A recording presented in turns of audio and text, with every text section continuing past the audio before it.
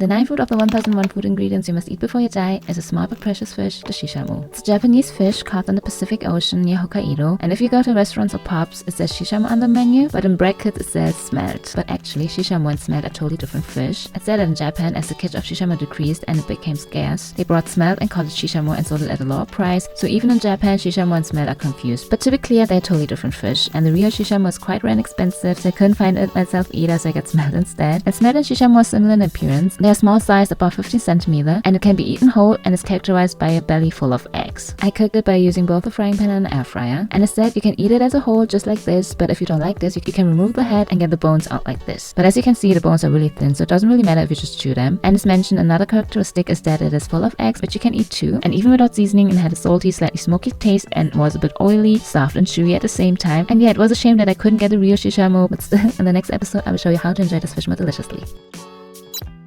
Welcome back to part 2 of shishamo, the small but expensive fish. Today I will show you how to eat smelt in a more delicious way because unfortunately I couldn't find shishamo. Really sorry about that. In Japan, it's mainly eaten as a high quality side dish with alcohol. It goes well with beer, highballs and Japanese whiskey. It's usually being grilled and really goes well with soy sauce. I wanted to try something a little bit different, so I made some pasta. After making a basic oil pasta with plenty of veggies, I topped it with some grilled fish, and surprisingly, it was really good. And it also goes well as a kimbap ingredient. It's simple because you don't need a lot of ingredients, but it's still nutritious and delicious, and it's perfect as a light snack or as a meal. You might have seen the shishamo bento in the animation My Neighbor Totoro, and the combination of rice, beans, umeboshi and shishamo was much more delicious than expected. It wasn't just cute, and shishamo and smelt taste heavenly when they are deep fried, but I tried something more simpler by rolling it in rice paper and bake it. And my conclusion is that I was very disappointed that I couldn't get the real shishamo, but after trying the similar fish smelt, I thought that it goes really well with Asian food, and it's really convenient because you can just eat the whole thing. But still, shishamo and smelt are different fish, so they have a slightly different taste, so I really want to try it once before I die, and if you get the chance, I think it wouldn't be a bad idea to try it before you die as well.